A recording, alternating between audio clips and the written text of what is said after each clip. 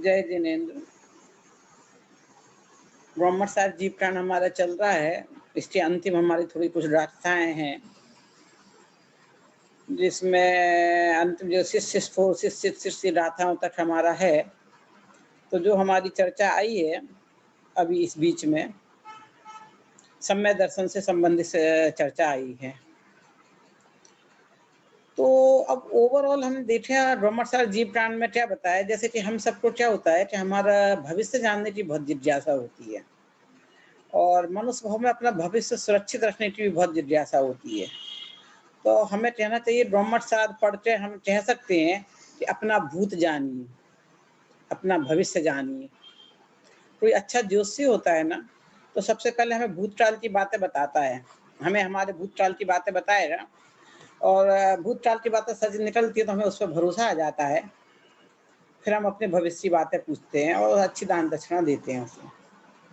तो इन्होंने हमारे भूतकाल की बातें भी बताई हैं जीव प्राण में, हमारे वर्तमान की भी बताई है कि हम वर्तमान में कहाँ हैं, कैसे हैं, और हमारे भविष्य भी बता दिया है कि आप क्या करेंगे तो क्या फल आपको मिलने वाला है, कैसे होने वाले हैं। अब निर्णय हमारे हाथ में छोड़ दिया उन्होंने, और रास्ता भी बता दिया, इस रास्ते पे चलोगे तो यहाँ पहुंचोगे, इस रास्ते पे चलोगे तो यहाँ पहुंचोगे। अब निर्णय आपके हाथ में, आपको कहाँ पहुंचना है, कहाँ जाना है। जहाँ जाना है वो रास्ता पकड़ लीजिए। तो इसलिए उन्होंने सम्यक दर्शन का रास्ता अंत में बता दिया है।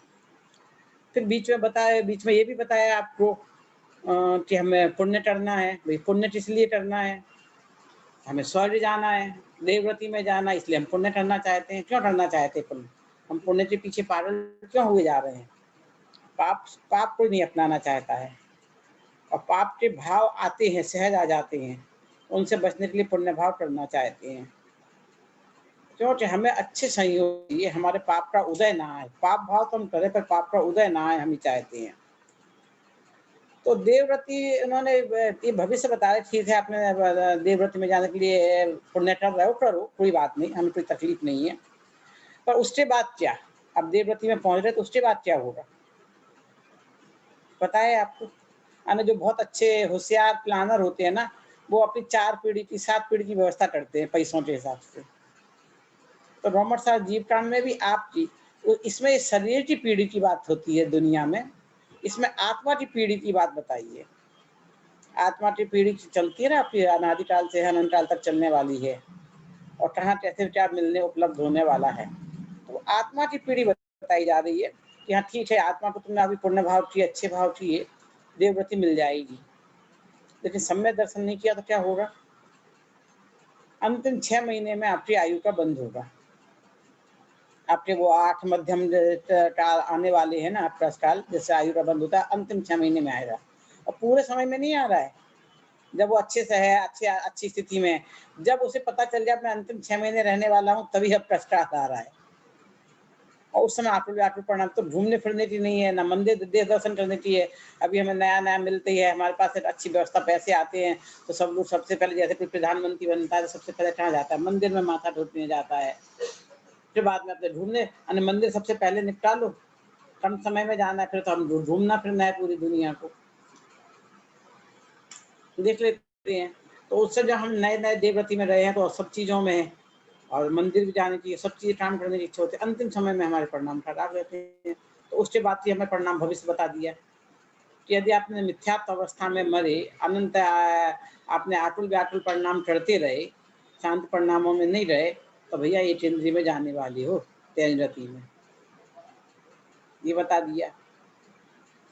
तो ब्रह्मस हमने बताया था कि आत्मा की, आप ये सब बता रहे हो, और ब्रह्मट साहब ने कहा आत्मा के लंबे भविष्य के लिए आपको क्या करना चाहिए, वो भी चीज बता रहा हूँ मैं। क्या बताया कि आपको सम्यक दर्शन की प्राप्ति करना चाहिए। तो क्या हमें अरबपति बनना तो चाहिए, पर अभी हमें रोडपति, अरबपति तो है नहीं अभी। तो रोडपति सीधा अरबपति बन जाएंगे, बोले नहीं। तो उससे पहले, सबसे पहले आपको सम्यक दर्शन की प्राप्ति करनी पड़ेगी, और सबसे पहले उपसम सम्यक दर्शन होगा आपको। तो उपसम सम्यक दर्शन के बारे में बताया। तो आत्मा के लंबे भविष्य की प्लानिंग बताई कि आपने एक बार उपसम सम्यक दर्शन कर लिया तो उसमें ऐसी व्यवस्था है कि आप, हमने ऐसी व्यवस्था बना दी आपकी कि आपकी 7 पीढ़ियाँ घर में बैठे-बैठे खाएँ। आजकल ऐसी योजना आ रही है ना, जो ये एमवे टाइप के जो कौन से बिज़नेस होते हैं क्या? चेन प्ला ऑनलाइन चेन सिस्टम वाले होते हैं। तो भैया जो आपको भी पैसा मिलेगा, आपकी पीढ़ी दर पीढ़ी आपको पैसा मिलता रहेगा। एक बार आप बन जाइए, आपको हमेशा इनकम होती रहेगी। तो ये एक बार आप उपशम समय दर्शन कर लीजिए, फिर आपके लिए ना ना स्त्री भाव मिलेगा, ना तिरंजति मिलेगी, आपकी कितनी सारी व्यवस्थाएँ हो जाएँगी। सॉरी, उपशम समय एक समय दर्शन की प्राप्ति हो जाएगी तो। पर उसके बाद भी अर्धपुज्जल परावर्तन है, खाली समय दर्शन नहीं करना है। उन्होंने कह दिया खाली समय दर्शन हुआ तो कुछ चीज़ों से आपको मुक्ति मिलेगी। फिर यदि आपको रति का बंध हो गया और आपने देश चारित्र उदाहरण नहीं किए, तो फिर देवव्रति का बंध होगा तो देश चारित्र धारण कर पाओगे, नहीं तो नहीं धारण कर पाओगे। सकल व्रत और देश व्रत मतलब ऐसा नहीं है कि अभी एक स्टेप है तो उसके अगले अगले स्टेप है बंधन है। एकदम ऐसे आपको बिंदास नहीं छोड़ दिया, समय दर्शन करके बिंदास हो गया। हाँ, पर कुछ नहीं सकता, अब अनंत काल तक संसार में नहीं घूमोगे, इतना है बस। अर्धपुद्गल परावर्तन है, और अर्धपुद्गल परावर्तन भी बहुत बड़ा काल होता है। तो एक लंबे भविष्य प्लानिंग है, इतने इतना किया और सब ऐसे ही करते रहे तो ऐसा होगा। आप फिर आगे में मस्त हो जाएंगे तो नहीं चलेगी चीजें। क्योंकि लोग कहते तो ऐसा कि एक बार आप ज्वाइन हो जाइए, एक बार मेंबर बन जाइए, फिर सोते रहिए और आपको आता रहेगा। और सोते सोते कभी कुछ नहीं आता है, हर हमेशा दौड़ना ही पड़ेगा। जब आप अंदर घुसोगे तो अभी कह रहे हैं सब एक बार समय दर्शन हो जाओ, तो समय दर्शन हो जाएगा, आपको इनकम आनी शुरू होगी, तो फिर तो आप स्वयं दौड़ना शुरू होंगे, फिर हमें नहीं दौड़ाना पड़ेगा। समय दर्शन होगा तो फिर आपको स्वयं लगेगा, आपको आनंद का अनुभव हो गया ना, अब स्वयं लगेगा कि हमें ऐसा आनंद चाहिए। तो एक लंबे भविष्य की प्लानिंग है, जो मनुष्य भाव से ही संयम धारण करके हम लंबे अच्छे ऐसे सुख के लिए प्राप्ति की ओर बढ़ सकते हैं, अनंत आनंद की ओर बढ़ सकते हैं, जहाँ से हमें फिर से दुख का शुरुआत ना हो, सिर्फ आनंद आनंद आनंद ही रहे। और वो मनुष्य भाव है तो दुर्लभ बहुत, पर तुम्हारे लिए दुर्लभ नहीं है, तुम्हें मिल चुका है वो। लंबी आयु है तो दुर्लभ, पर तुम्हें दुर्लभ नहीं है, तुम्हें मिल चुकी है। सत्संग की अनुकूलता है तो दुर्लभ, पर तुम्हें दुर्लभ नहीं है, तुम्हें मिल चुकी है। तुम्हारे तो सारे समवाय आ चुके हैं, बस एक बाकी है, कर्म का उपशम। तो आपने तीव्र पुरुषार्थ किया तो कर्म का उपशम हो जाएगा और आपको समय दर्शन हो जाएगा। जो हम मतलब 90% काम हो गया है, अब 10% की कमी बाकी है, वो आपको पूर्ति करनी है। ये चीज बता रहे हैं कि अभी मनुष्य भाव में हम कर सकते हैं, तो ऐसी व्यवस्था हम कर सकते हैं। बोले ऐसी व्यवस्था का हो सकती है कि नहीं? बोले हो सकती है। तो कौन कर सकता है? बोले हम कर सकते हैं, मनुष्य भाव में कर सकते हैं। कैसी व्यवस्था कि हम अपने भवों के लंबी लंबी चौड़ी ऐसी व्यवस्था कर रहे हैं कि अगले भव में भी जाके हमें दुखों की प्राप्ति नहीं हो, और हम अगले भव में जाके ऐसा पुरुषार्थ करें कि अनंत अनंत अनंत सुख की प्राप्ति कर लें। तो भविष्य की व्यवस्था में हम क्या करते हैं? अभी अभी हम इस भाव की व्यवस्था करते हैं अपने लिए, तो क्या सोचते हैं कि हमें रहने को जगह रहे, बहुत बड़ी जगह नहीं, छोटी सी भी मिलेगी तो चलेगा। हम यूएस गए थे तो उधर बताया था, क्या बताया था कि पहले तो घर आते हैं जब इंडिया से तो छोटा घर होता है, धीरे धीरे कमाते हैं, बच्चे होते हैं, फैमिली बढ़ती तो हम बड़ा बड़ा बड़ा बड़ा घर बिला ले लेते हैं और बहुत बड़ा घर हो जाता है। फिर अंतिम समय में सबकी ऐसी नियति है कि बच्चे बड़े हो जाते हैं, फिर उड़ जाते हैं, फिर वो जो बड़ा घर लिया था हमें बहुत बड़ा लगने लगता है, तो फिर हम छोटे छोटे छोटे पहले हमने आए थे 1 बेडरूम में आए थे, फिर 2 बेडरूम 3 बेडरूम बच्चे हुए। अब बच्चे जाने लगे, फिर हम दोनों जने रह रहे, तो फिर घर में हम वही 2 बेडरूम 1 बेडरूम में आ जाते हैं। तो इतना बड़े घर की देखभाल कौन करे? इंडिया में तो नौकर चाकर मिल जाते हैं, वहाँ तो हाथ स्वयं ही करना पड़ता है सारा काम। तो फिर बाद में बड़ा घर क्यों लेते हैं वहाँ पे कि बाद में इसे बेच के जो पैसा आएगा उससे हमारे रहने की भी व्यवस्था हो रही, छोटा घर लेंगे, खाने की भी व्यवस्था हो रही, रहने की व्यवस्था चाहिए, खाने की व्यवस्था चाहिए, और बीमारी में हम बीमार तो होंगे नहीं पड़े, ऐसी व्यवस्था तो नहीं है। तो बीमारी में हमें पैसों की कमी ना पड़े, इलाज की हो, ये 3 हम अपने इंश्योरेंस कराना चाहते हैं ना, और इस तरह के इंश्योरेंस करते भी हैं। और एक्सीडेंटल हो जाए उसके लिए भी हम व्यवस्था कर लेते हैं, एक्सीडेंटल इंश्योरेंस करते हैं, मेडिकल इंश्योरेंस करते हैं, खूब सारी चीज़ें हैं, मुझे बताने की ज़रूरत नहीं है। आप सब मेरे से ज़्यादा स्मार्ट हैं और सब कर रहे हैं अपनी व्यवस्थाएँ, और उसके बारे में अनजान है, अज्ञान है, नहीं जानते हैं। तो जानकारी हासिल कर रहे हैं। विषय विशारद में कविता ने एक उदाहरण पेश भी किया था। नहीं जानना है हमें सब चीजें, पर जरूरत पड़ती तो चढ़ते हैं। तो इस भाव में जो हमारा भविष्य आयु हमने अपनी 70-80 साल निर्धारित की है, उसके लिए हम कितनी बड़ी बड़ी भविष्य प्लानिंग कर रहे हैं। तो ये कह रहे हैं अनंत। अब हमारे पास चाहे शब्द अनंत ही है, जो उन्होंने प्रश्न पूछा था ना, ये भी अनंत, वो भी अनंत, ये भी अनंत। भैया हमें तो बताना बहुत ज्यादा, हमारे पास कुछ शब्द नहीं है अनंत के अलावा। तो हर चीज को हम अपने अनंत से ही बता देते, इसलिए शास्त्रों में भी अनंत ही लिखा है। ज्यादा से ज्यादा वो तो अनंत अनंत कर दिया। और कैसे बताएं जिसकी कोई गिनती नहीं है, जिसका कोई अंत ना हो, एंडलेस हो। तो ऐसे ही जो हमारा आत्मा का भविष्य है, उसकी हमें कैसी तैयारी करनी है। तो हम जहाँ जाना है, हमें रहने की जगह कैसी मिलने वाली है, वो हमें सोचना है ना। हमें गर्मी सर्दी नहीं बर्दाश्त होती है यदि, तो फिर हमें गर्मी बर्दाश्त नहीं होती तो ऊपर के नरक में जाने का मतलब नहीं है। हमें सर्दी बर्दाश्त नहीं होती है तो हमें नीचे के नरक में नहीं जा सकते हैं। तो हमें जाना कहाँ, क्या करना है। तो एक हमें रहने की अच्छी व्यवस्था के लिए आपको कुछ करना पड़ेगा। फिर दूसरी भूख प्यास ही होती है, तो जहाँ में भूख प्यास ना हो ना, कहते हैं ना भाई, रहना और खाना इन दोनों की मर्यादा है मनुष्य भाव में। ये नहीं हो तो बहुत आसान लाइफ हो जाए यदि भूख ना लगे तो एक ऐसी जगह पे मिल जाए जहाँ भूख ना लगे। आने फिर बीमारियां बहुत होती हैं यहाँ पे, शरीर ऐसा है तकलीफ हो जाती है। आने हमें रहने की व्यवस्था चाहिए, खाने भी चाहिए, बीमारियां ना हो ऐसी चाहिए।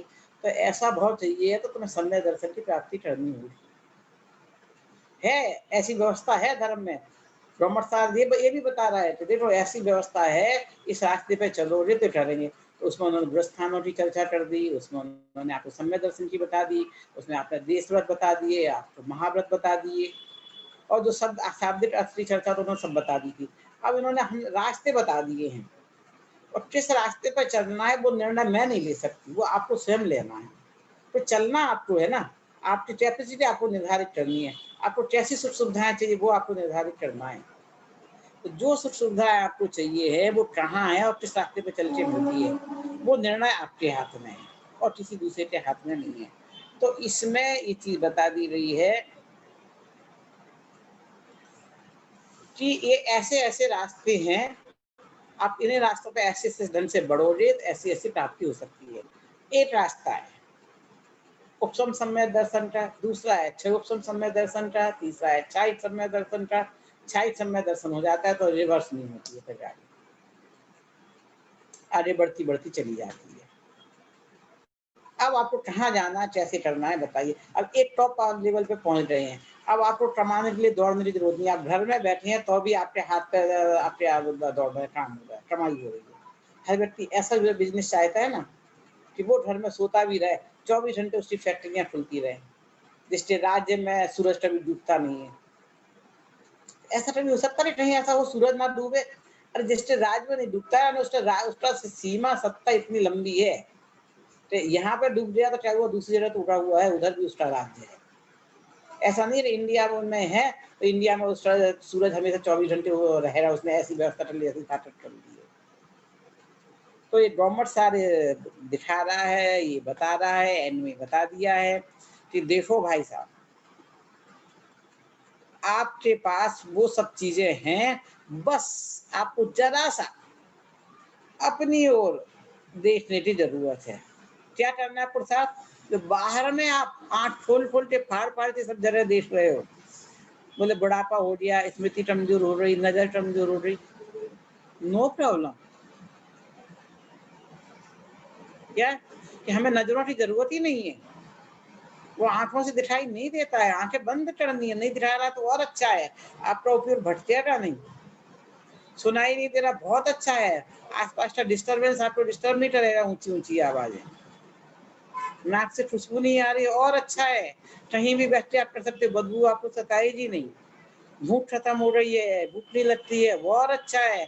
अब जो आपको एक आसन बात के लिए मेहनत नहीं करनी पड़ेगी। इंद्रियां चाहे जितनी शिथिल हो रही हो, पर अपने में अपनापन करने लायक से सशक्त है, इतनी सब शिथिल नहीं हुए। जब ऐसा बताइए, समय ट्रॉमा में भी आदमी को अपना एहसास होता रहता है, निरोध में भी ज्ञान की वो पर्याय है ना, ज्ञान की वो पर्याय जिसके ऊपर कोई भी ज्ञानावरण करने का आवरण नहीं आता है। तो ज्ञान की पर्याय हमारी हमेशा रहती है, हमें ज्ञान में अपनापन करना है बस। और कुछ नहीं करना है। तो हम बाहर नहीं जा सकते, लॉकडाउन है तो और अच्छा है, आपको घर में ही बैठ के करना है। हमें रूम में बंद कर दिया, रूम से बाहर नहीं है, और अच्छा है। रूम से बाहर जाते थे, आपको आटुल व्याकुल परिणाम होते थे, आपको करते प्रभाव आता था। आपको बस रूम में शांति से बैठ के स्वाध्याय करना है। ये तो सबसे अच्छा काल आया है आत्मानुभूति के लिए। और रॉबर्ट साहब ने हमें वो बात चीज बता दी है, भविष्य बता दी है, रास्ता। ये देखो, तुम्हें इधर सिद्ध बनना है, ये जो सिद्ध बने हैं ना, इस रास्ते पे चल के बने हैं। ये नरक गए हैं ना, इस रास्ते पे चलते रहे हैं। ये स्वर्ग गए हैं ना, इस रास्ते पे चलते रहे। त्रिंच गए इस पे, और तुम मनुष्य हो और इस रास्ते पे चले थे, इसलिए यहाँ आए हो। अब बोलो तुम्हें क्या करना है। अब मैंने भी निर्णय आप लोगों के हाथ में छोड़ दिया है, अब बोलो क्या करना है। तो इसके बाद हमारी समाधि मरण है, वो कब कि सम्यक दर्शन की प्राप्ति कर लो। उसके बाद अब आपको भय नहीं रह जाएगा कि आज मृत्यु आए या चला जाए। तो इस मनुष्य भाव में करने लायक क्या है। अरे टोरोनाथ ने आपको 15 दिन का टाइम दिया, तो 15 दिन में आपको करना है सम्यक दर्शन। 6 महीने का टाइम दिया तो 6 महीने में सम्यक दर्शन, और 4 दिन का तो सम्यक दर्शन तो आपको अंतर्मुहूर्त में हो जाएगा। उसलिए ना 4 दिन चाहिए ना 6 महीने चाहिए। 4 दिन और 6 महीने तो अपने मेंटली प्रिपरेशन के लिए चाहिए, जो जितनी जल्दी प्रिपेयर हो जाए, बस इतनी सी बात है। तो हमारा दुख सुख हमारे हाथ में है, किसी दूसरे के हाथ में नहीं है। ये बात उसने बता दी है। तो वो दुख सुख हमें कैसे प्राप्त करें, उसकी चर्चा समय सार में की है। उसकी प्राप्ति के बाद हमारे आकुल व्याकुल परिणाम क्यों नहीं हो, हमें कैसे साम्य भाव पर धारण करना है, उसकी चर्चा समाधि मरण में है, जिसकी चर्चा हम अगली क्लास में करेंगे। सभी अपना भविष्य जाने, अपना भविष्य निश्चित करें कि हमें इस मंजिल पर पहुंचना है, यानी अपना लक्ष्य निर्धारित करें और अपना भविष्य स्वयं उज्जवल बनाए। इसी भावना से मैं भी विराम देती हूँ। जय जय। कुछ डाउट हो तो